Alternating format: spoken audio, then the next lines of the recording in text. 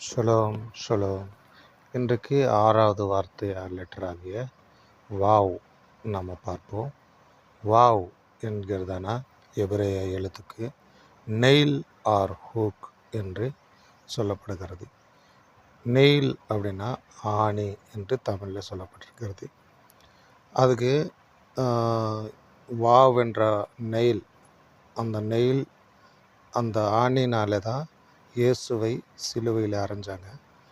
எந்த விதமான ஆணினால் அப்படின்னா, இங்கே நம்ம மெட்டலில் நம்ம யூஸ் பண்ணுற ஆணி மாதிரி இல்லாமல் எபிரேய எழுத்தில் இருக்கிறதான அந்த மாதிரி ஆணையில் தான் இயேசுவை அடித்திருக்கிறார்கள்.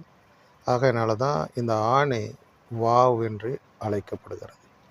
இந்த ஆணி வேதாகமத்தில் ரொம்ப ரொம்ப முக்கியமானது. ஆகையினால தான் இயேசு கிறிஸ்து இந்த ஆணினால் அடித்து சிலுவையில் 3 ஆணிகளினால் தொங்கினார் என்று வேதத்தில் நாம் பார்க்கிறோம். இது 6வது எழுத்து. Shalom shalom.